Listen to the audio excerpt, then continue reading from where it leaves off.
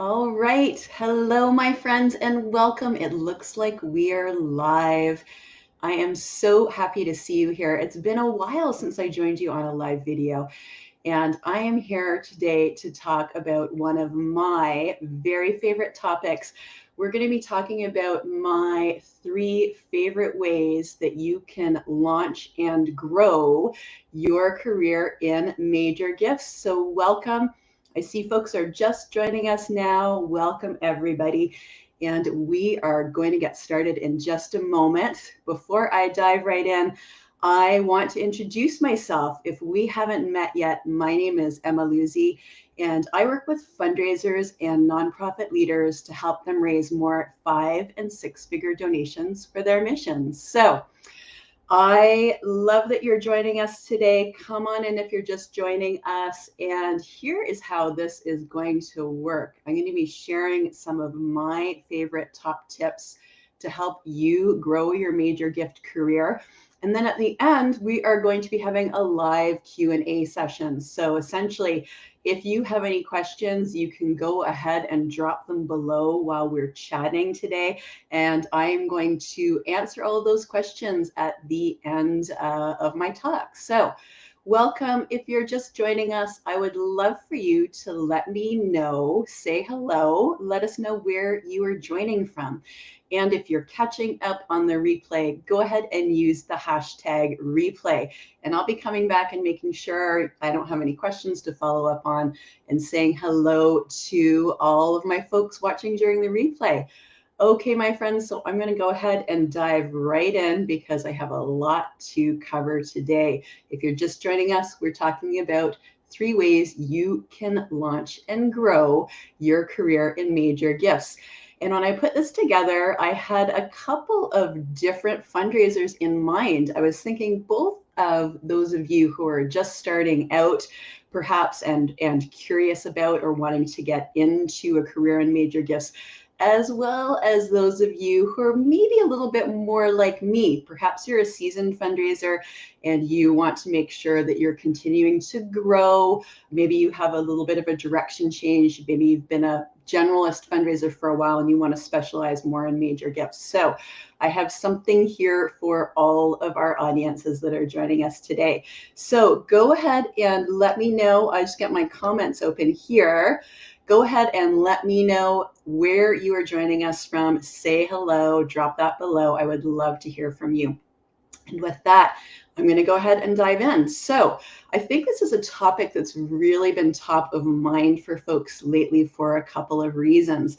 And a big influence there, I've seen from folks is that people are really rethinking and reevaluating what's important to them, after having gone through 18 plus months of the pandemic. So I feel like this is something that's very much top of mind. All of us are thinking about, what do we want from our careers?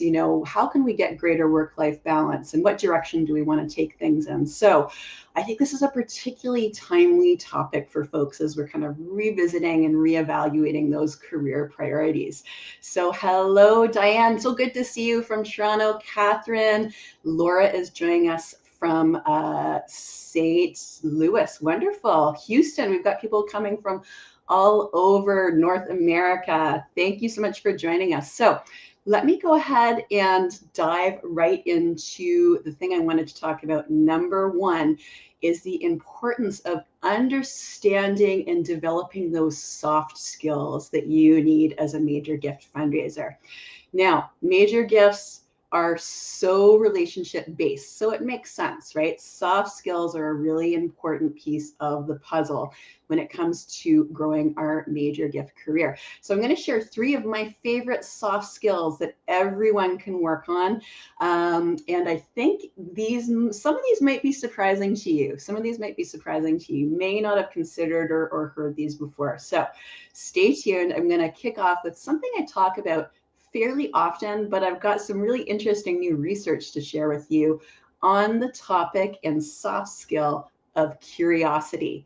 I think curiosity, if I had to name one soft skill that's most important for major gift fundraisers, curiosity is number 1. And I learned something fascinating recently that I got really excited about when it comes to curiosity. And this was from neuroscientist and researcher Dr. Judson Brewer, who does a lot of work around curiosity and how to develop it. And Dr. Brewer shared some really interesting research that all curiosity is not alike. So essentially, curiosity comes in two different flavors. I love that idea of flavors of curiosity. There's I curiosity and there's D curiosity. So what I curiosity is basically interest curiosity. What D curiosity is deprivation curiosity. And let me talk about the difference between those two. Now I've introduced this idea. So the idea is that deprivation curiosity is actually the kind of curiosity we want to notice and try not to practice as much. What I mean when I say deprivation curiosity, that typically is when we're missing a piece of information. I'm sure you know that feeling, right? Let's say you're trying to think of the name of an actor in a movie and you're like, oh, it's at the tip of my tongue and I don't know, and I'm not going to be able to rest until I Google that and figure that out. So that's deprivation curiosity. It's like when you're missing a piece of information. And the feeling it provokes is not necessarily a good one, right? It's like that itchy, restless, sense of lack. So you think of that and you think of your D curiosity. Interest curiosity is different, right? It feels very much, it's much more of a positive, expansive feeling. It's like, I wonder about that. I wonder how that works, right? And it's not necessarily, it's a general interest in true interest in discovering something, as opposed to coming from that place of lack that D-curiosity comes from. Does that make sense? I'm probably not explaining it as well as Dr. Brewer, but I love that. So basically, I-curiosity is interest, and it's pleasurable, right? It has more pleasurable aspects in terms of a hunger for knowledge, for general knowledge. So something for you to keep in mind when you're thinking about cultivating curiosity. Let me share an example with you.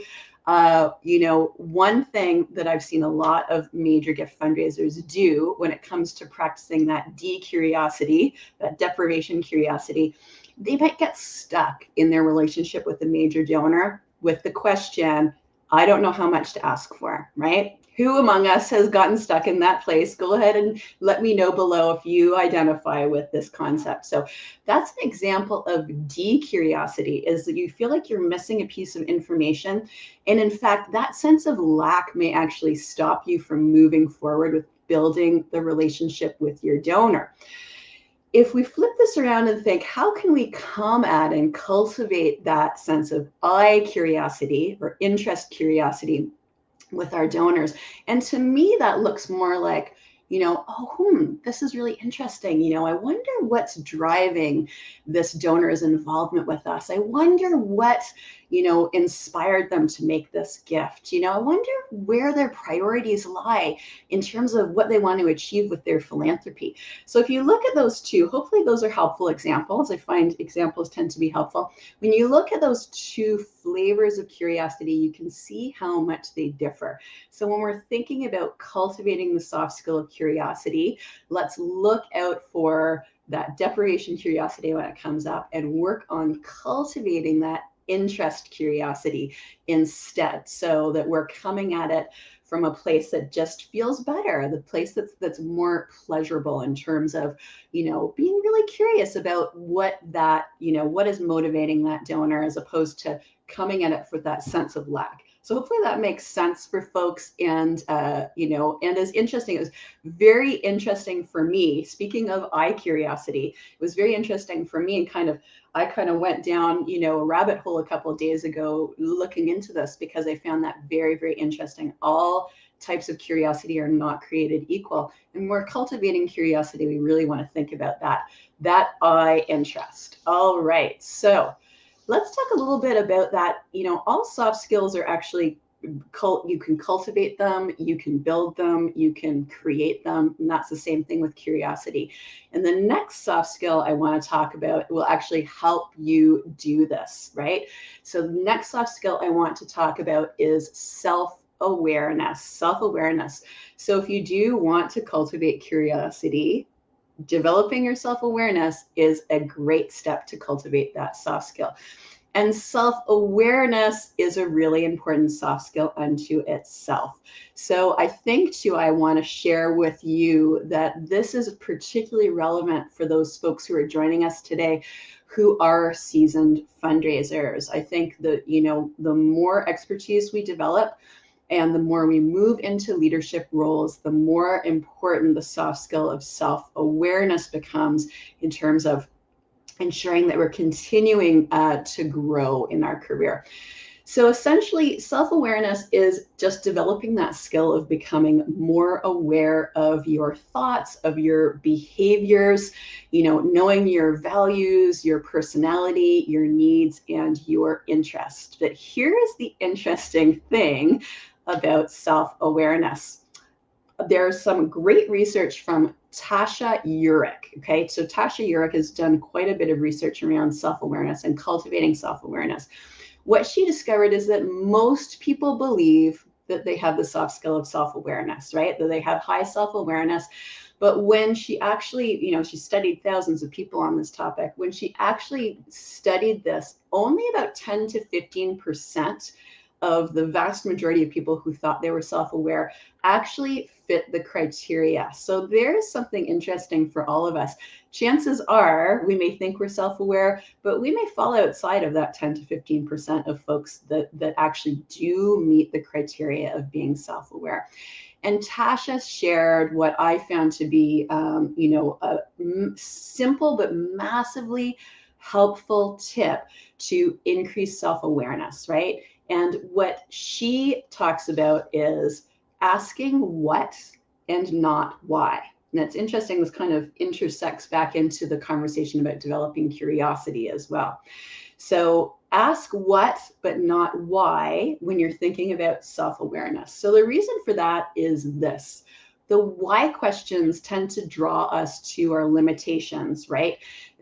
Tend to sometimes, have a little bit of a negative bias there. Whereas what questions help us see more potential. So the why can stir up negative emotions, and the what questions can kind of help us open up potential in terms of the future. So if I give you an example of this then as well, applying this question, what and not why, in terms of developing your self-awareness, let me put it into a major gift context for you.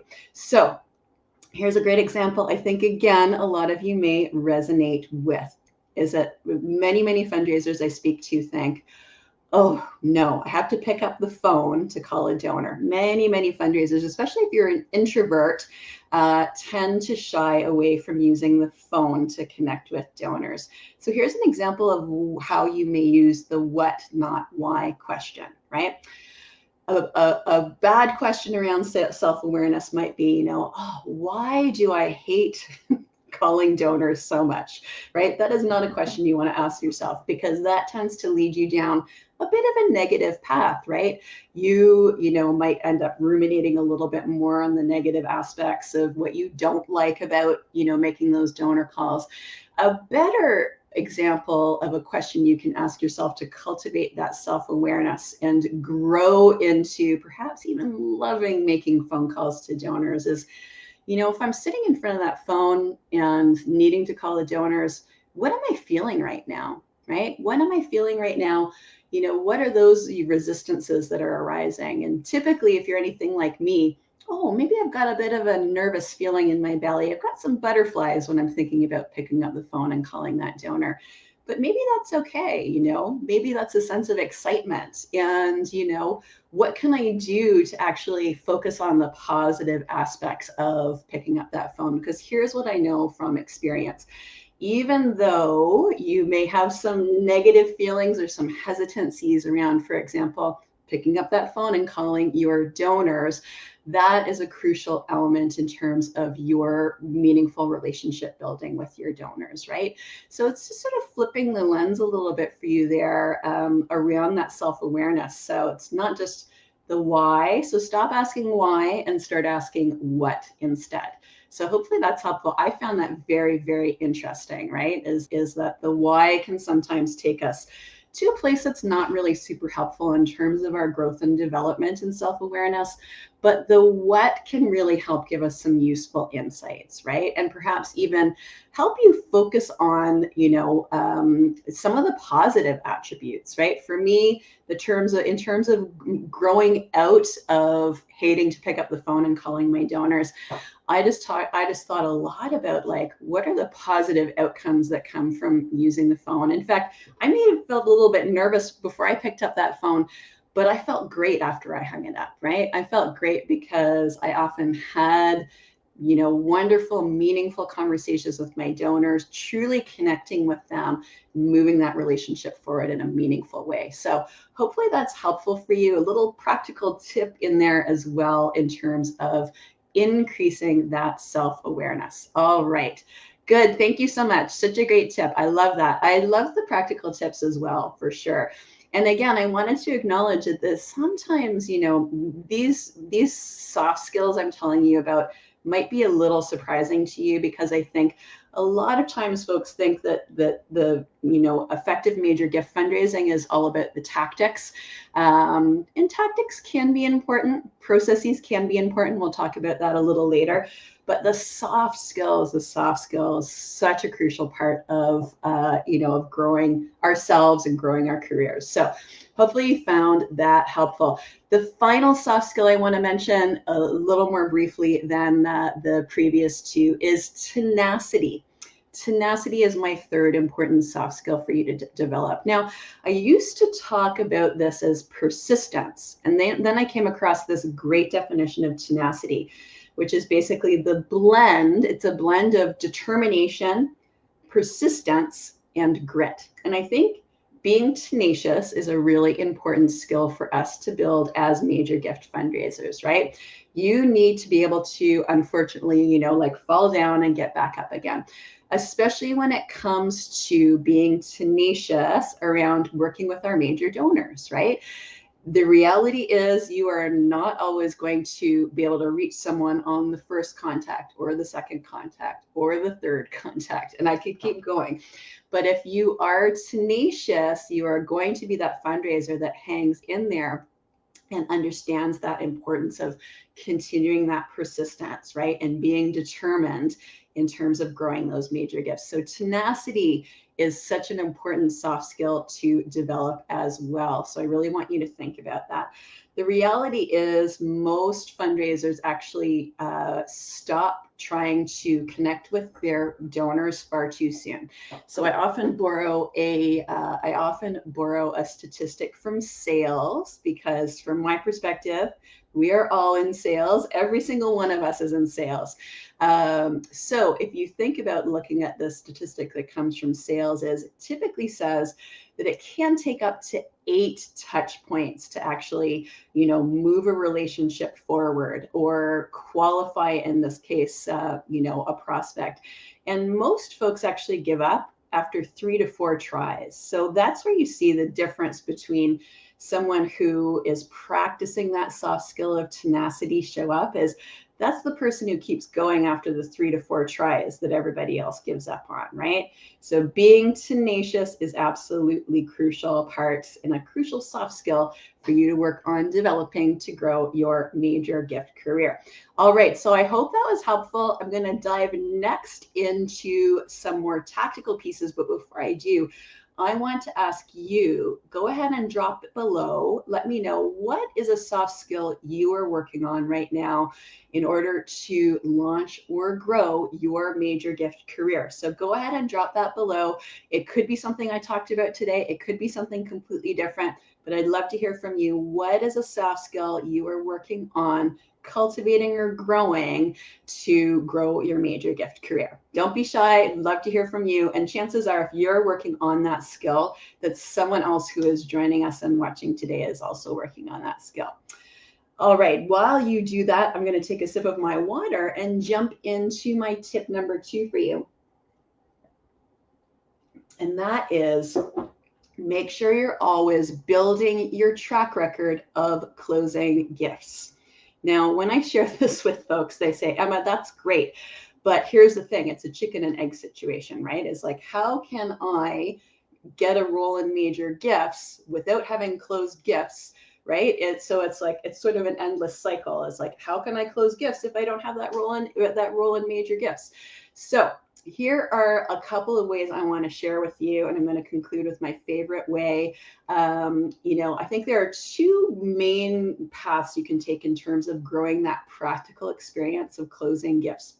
One, you could start in a more junior position at a larger shop, right? They may, have that path, that sort of path of progressing through the hierarchy and different titles that you can reach, and you can learn from working with others and kind of take that, what I would call more traditional route of growing your major gift career, of joining a large shop that has a track record in major gifts and kind of progressing that way in terms of learning from folks. And that's great.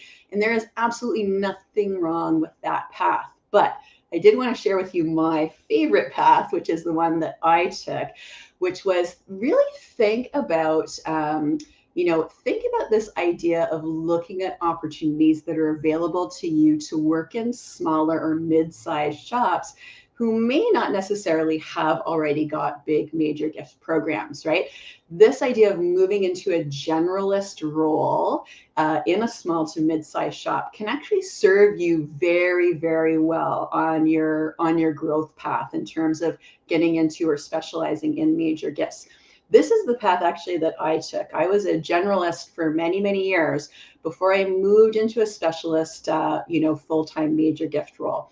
And at that point, I had done it all when it came to fundraising. And that was actually a valuable skill unto itself, is that I had not only a track record of closing gifts, but I also had a very high level strategic view about how all of the pieces of the puzzle could work together, right? So how does annual giving perhaps, work together with major gifts? How are all these pieces of the puzzle fitting together to build a great major gift program? So I really want to encourage you to think about and not write off those generalist roles, because those can be a tremendous way to get practical experience closing major gifts. So do think about that and think about those great generalist skills that you can actually build that may in fact serve you incredibly well. Not to belittle the wonderful skills that folks that just specialize in one area, but having that generalist approach can be a tremendous, tremendous asset in terms of having a strategic view on the big picture of fundraising and understanding and respecting the ways in which all the different elements of fundraising work together. Does that make sense for folks? All right, so we're seeing some great feedback here. Thank you from folks about what soft skills they're building. Persistence is a big one I'm seeing. Building awareness of curiosity as well, using that 𝗖𝗲𝗁, keep it positive and interesting, to make that a more pleasant experience for yourself. I love this. That's great. So go ahead and let us know if you are growing that soft skill, working on growing those soft skills, what are those? So yeah, so that is my, if you're thinking about getting that opportunity to close gifts, do not overlook those opportunities in smaller to mid-sized shops where you may take on a generalist role of which major gifts is a component. And keep a lookout at all times for those opportunities to, identify prospects and build relationships with them and close major gifts. This, in fact, in my experience, can be easier in a smaller to mid-sized shop because sometimes it's not been anything that anyone's focused on previously. This idea of looking to that dedicated donor base and starting identifying people in that donor base who may actually be major gift prospects. And I will guarantee you, every shop I've ever worked with, there are some hidden gems in the donor base. So do you see that as a potential path for you? Because I think, if you close yourself off from this idea of working with smaller to mid-sized shops, and if you just want to go straight to being a specialist, that certainly is a path, but it can be a tougher path than, for example, going into that generalist role, and developing those major gift skills as a part of the overall fundraising work that you're doing. Hopefully that makes sense for folks. All right. So building your track record of closing gifts, this is really important. And I'm going to tell you why it's so important right now with my tip number 3 is that you need to have a really clear understanding. You need to understand and be able to articulate the process that you followed to close a gift, right? So this is really important. I know I'm all about soft skills. For a lot of us, our work is about those soft skills because we're so focused on relationship building. But what we need to recognize is underneath those soft skills and underneath that relationship building, all of that needs to be underpinned or supported by a really clear and solid process to raise major gifts. Does that make sense to folks? So, and this is really important and comes into play in terms of your career growth, because most really good interviewers, if you're in an interview for a new role, they're really going to be digging into this. They want you to be demonstrating that you truly understand, the very clear step-by-step process that comes into play when it comes to landing a gift. So you need to be able to articulate this clearly. So something else to think about when you are currently landing gifts is, do be aware and kind of take notes for yourself. It's like, how did this come to be? How did I identify this prospect in the first place? And then, what did I do to cultivate my relationship with that donor? And being able to articulate that really clearly and demonstrate that you are an active influence, an active driver of closing that gift is super important in the interview process. So I realized this in probably one of my toughest interviews for a specialist role, is that the very wise interview panel dug into this repeatedly, coming from different angles. So they would ask, tell us about the major gift that you closed that you were most proud of, and walk us through the steps that made that happen. So, and then they came at it from another angle. So it's like, tell us about the biggest gift that you closed, or, tell us about a planned gift that you closed. So they were essentially getting me to come at this from a variety of different angles and articulate repeatedly so that they could see I understood my stuff, and then I understood and was able to, I would say, replicate that process and engage in that process again if they did hire me for this particular role. Does that make sense for folks? Because sometimes what we see is that, you may have a history of working somewhere where major gifts have come in. Sometimes that can be reactive as opposed to proactive. Does that make sense? So what good interviewers are probably looking for is for you to be able to demonstrate a variety of different times where you are a proactive influence and you're able to articulate a step-by-step process of how you moved this donor through meeting them, identifying them as a prospect, cultivating that relationship, asking for the gift, and so on and so forth. Hopefully that makes sense to folks. But that, in my experience, as I've kind of progressed through interviewing at different shops, has been a very, very important piece of the puzzle, and a great thing to just attend to now, and maybe even take yourself some notes, right? It's like, this is a great self-awareness, self-reflection exercise as well. It's like, I closed that gift, right? So what happened exactly? How did I meet the donor? How did I identify the donor? What were those key crucial turning points? Was there a question that I asked that, led to a really good conversation? So using that 𝗖𝗿𝗀𝗻 again, love this, practicing self-awareness. Well, there's a great example. What did I do during that meeting that was particularly effective? And just taking note of that and making sure you don't forget, because let me tell you, it's very easy to do over the course of time, right? And taking note to yourself so that you can remember exactly what goes into that. So that is, those are my 3 tips, but I do actually have a bonus tip for you. Of course, I have all my notes here. I have a bonus tip for you. And actually, after my bonus tip, what I'm going to do is open it up for questions. So please go ahead if you do have questions. go ahead and drop those below. And I'll also share some of the input and comments that are coming back here, because you've got some great insights as well.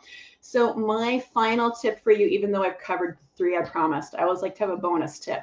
My final tip for you is understanding the importance of building your network. Okay, always be thinking about building your network. Now, I'm going to take a wild guess, based again on my conversations with many fundraisers, that some folks feel like, ugh, networking, gross.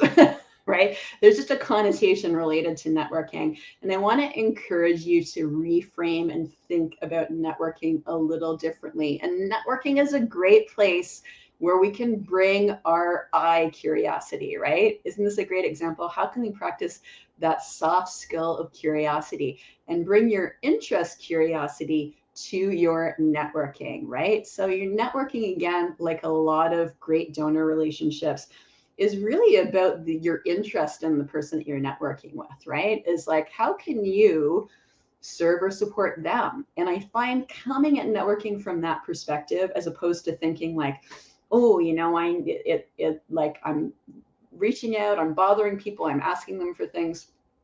Totally flip the script for yourself and reframe this, and bring your curiosity to the idea of networking and think, oh, you know, what do I have to bring to the table? And, you know, I wonder what this person's working on right now.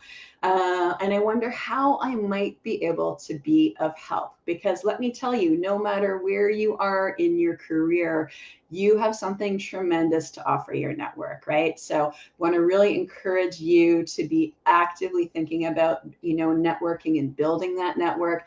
I know it's been tough over the course of the pandemic. A lot of our in-person networking opportunities haven't been available, but, you know, there's a great opportunity for you to be building your network on social as well. So thank you for those folks who have to run, because I know I did say this was going to be half an hour. So I've covered off my tips now, and I'm just going to be opening things up for questions. If you did join us and have to run, thank you for coming. I hope you found it helpful. And while you go ahead and drop your questions below, I'm just going to go through and share some comments and insights from folks, which has been great. There's been a lot of useful things here from folks. Okay. All right. Okay, so apologies if I'm pronouncing this correctly. Sinhuja is saying persistence is important for me to build so I can accept rejections and keep going, right? And, you know, you're sharing something that's really, really important for all of us to recognize. Like, it can be really easy to fall into this, you know, fall into a place of questioning ourselves and our skills. This is very much human nature, and all of us do it no matter how experienced we are. Let me tell you, I've been fundraising for almost 25 years, and, you know, after something doesn't go quite as I hoped, or, you know, a donor doesn't want to move forward with the relationship, it's very easy, right? It's very easy still for someone who's quite experienced to say, oh, you know, it's disappointing, right? I'd hoped for a different outcome. So I think, you know, this is a great self-awareness piece there, right? Is, you know, continuing to go and accept rejections. I'll say it's not easy for anybody, right? That's definitely not unique to you. Being rejected, is our human wiring. Our human wiring makes us be very concerned about being rejected, right? It's the way we're built. It can be very scary. So just working on self-awareness about that, and also understanding is that if you do feel really uncomfortable and down when you've been rejected, you are not alone. That is the human condition for sure. So yeah, just notice that and know you're not alone, and developing that self-awareness around how it feels to be rejected, I think is really helpful as well. All right, so where Laura's just asking, where can I find an outline of asking to close the process? So what I'm getting here, Laura, is maybe this is around like, what does that process look like? I've got a lot of great resources on my website, actually, which I will share with you now, because we're going to run out of time today. But if you want to go ahead and visit my website, I'm at 𝗤𝗏𝗏𝗁𝗏𝗏philanthropy.com. I have a number of different resources you can search there if you're looking for something in particular that are posted on the site that I hope you will find helpful. I also wanted to share with folks that I do have a free masterclass that's running now, and it's going to be closing soon. So this is actually your last chance to watch this before it goes back into the vault. You can also find this on my website. It's called How to Raise Major Gifts Without Face-to-Face Meetings. And we do go into some, we go into a ton of different elements of the process in that masterclass, as well as a few other important things just to help you understand how to be a more effective major gift fundraiser. So I encourage you, check out those resources at 𝗤𝗲𝗃𝗃𝗵.com. And if you haven't taken that class yet, do think about enrolling, because it's a free class and it's going to go back into the vault before August is done. So probably last week of August, we're going to be wrapping that up, because we're going to be working on new and different trainings to bring you in the fall. All right, so hopefully that's helpful. Yes, Katie has a very similar question. So I would point you to the website, as well as just the outline or the idea of, how do you court a donor and ideas for different touch points. Definitely do check out my resources on the website. You find that you're great at getting people interested and have good projects down the road that they would love to support, but I'm missing ideas on how to keep in touch with them in the meantime. All right, do check out the resources on my website there. Hopefully you'll find some helpful pieces. I also have a free blueprint that you can download there as well, that may be a helpful resource for you to check out. So yeah, do have a look at that. Catherine is asking, can you recommend resources for industry standards for revenue goals in hospital fundraising? Definitely, Catherine, you're probably already involved with AHP. That might be a good resource for you if you haven't checked there. Here's the challenge, I would say, is that, and this is not news to you, but I think the range when we're thinking about hospitals and healthcare, there's so many variables, right? So you could be a community hospital based in a smaller community. You could be a massive critical care hospital, in one of the largest cities in your country. So there are so many variables involved in terms of hospitals, where they're based, how they approach the work. Are they community? Are they in a small community, big community? The variables are quite endless, which to me, so, do check AHP for sure. But for me, I'm not necessarily aware of, a single resource. This is like, here's the industry standard around revenue goals, because the variables are huge, right? Is it, how many prospects do you have access to? Where are you based, right? The practices around healthcare fundraising are very different if you're based in the US versus if you're based in Canada, just to use a couple of different examples. So hopefully that's helpful. It's a non-answer, but it's an answer in that, I don't think there's I'm not aware of an easy answer for this, because there are so many different variables. Maturity of program also is such an important variable. Focus, in general, is like, what does your pipeline look like in terms of how you're bringing prospects in? So many variables there. It makes it a little challenging, but I do recommend, if you haven't gone to AHP, Association of, oh my goodness, I was like, someone drop below if you know. It's you say AHP all the time, Association of Healthcare Fundraising Professionals, I believe. So yes, do check those folks out to see if you can find something there. But variables are very broad, so I think that would just that you may find some challenges. So my best recommendation, if AHP doesn't have any resources, is to and something I did when I was at a smaller shop, is that I actually initiated a bit of an informal study with organizations that were a similar size and had a similar mission. And we just looked at a few variables from them in terms of, how big was their expense budget, in terms of how much were they investing in fundraising, how much were they raising, what was driving that fundraising revenue. Again, it was an informal conversation with a group of organizations, but it's actually very helpful in terms of establishing some baselines when we didn't typically find there was a lot of information available for our specific type of shop. Thank you, Philip. Association for Healthcare Philanthropy. That makes sense, right? Yes, not professional. So that's super helpful. So, and hello, Philip. Nice to see you here. So yeah, let me know if you have any other questions at this point. Hopefully you found my tips helpful. Yes, thank you, Laura. Everyone's helping with the AHP.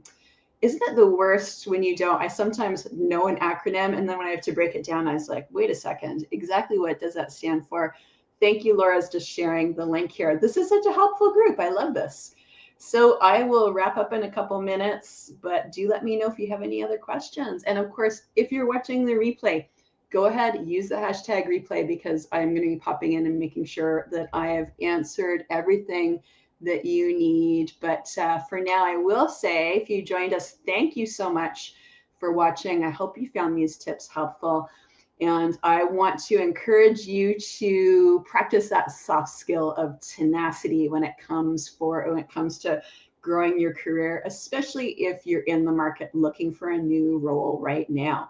You know, I know the job hunt can be tough, and we're all also coming through really challenging time of, you know, having faced a lot of challenges during the pandemic. So do be kind to yourself, you know, and do practice that soft skill of tenacity when it comes to thinking about that job hunt, because you will see I'm going to be coming back next week with another live session, which is related, but a little bit different. It's more focused on how organizations can actually think about attracting and retaining fundraising talent, because let me tell you, there is a lot of change happening right now, and there are a lot of folks leaving jobs and shifting to new jobs. So, you know, to some degree, we are working, I won't say to some degree, we are in a candidates market right now. So, you know, it's really important for us as organizations, if you're in a leadership role, to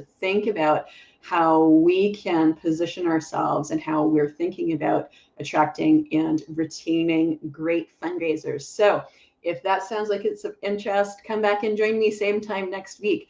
And you might like to pass this on to the leaders that be in your organization as well. All right, we have one last question from Katie. As a generalist, do you have a recommended level of number of large gifts you should have under your belt before pushing for a promotion? Or what would make you qualified for a move up? Here's what I see happening, and this does vary greatly from organization to organization, but here's what I see happening. Those of us, you know, who have been socialized, socialized as women, often aren't as active in terms of asserting ourselves to take new opportunities or put ourselves forward for promotions. So I really want to encourage you not to necessarily wait for a particular threshold or point, because quite frankly, the way in which we are conditioned, we could be waiting forever until we feel like we have an adequate amount of experience. So, you know, if you are working on developing your skills and want to have that conversation, I encourage you to go ahead and do that. And I don't think there are a particular number of gifts you need to close, right? You know, in order to be kind of ready to move on, because, you know, quite frankly, we always are going to feel not quite ready. And I think we sometimes need to take action to move into and apply for new roles before we feel quite ready, because if we do wait to feel totally ready, it will simply never happen, right? So and a lot of studies out there showing, you know, that typically when we're looking at folks who are applying for positions, typically men tend to apply for positions without necessarily needing to feel like they have the full experience set. So they're much more likely to apply for that position. whereas women tend to hold back and think, well, I'm not quite qualified. I'm missing a couple of things here, so I'm not going to apply. So I do encourage you to kind of shift that mindset. And, you know, start moving towards even going through an interview process can be a super, super useful learning experience. And typically, in my experience, like it's unusual to have absolutely everything that they're asking for in a role. And if you do already have everything they're asking for, maybe you even need to kind of set your sights up another notch. So yeah, really encourage you to think about starting that, not thinking I need more under my belt, and starting that, starting that process. What's the worst thing can happen if you throw your hat into a ring for a job you don't feel quite qualified for? I think can be a very useful learning experience. So hopefully that's helpful, Katie. Again, no hard and fast rules, but do be aware of how, the way we are socialized and conditioned comes into play when it comes to putting ourselves forward for new or expanded roles. So, all right, my friends, hopefully you have found this helpful. I'm going to go ahead and wrap up because I have another call coming up right after this. So just want to make sure that I'm all ready for that. And I want to say thank you again for coming. I went a little over time, a little longer than I expected, but I think it's because it's such a wonderful, juicy topic, and it's such a relevant topic right now. So do stay in touch. Go ahead and visit my website so that we can stay in touch. And I'm so grateful for you showing up and dropping those insights below for me. It's really wonderful. All right, thank you, my friends, and best of luck in your continued work to launch and grow your major gift career. All right, hopefully I'll see you here again next week.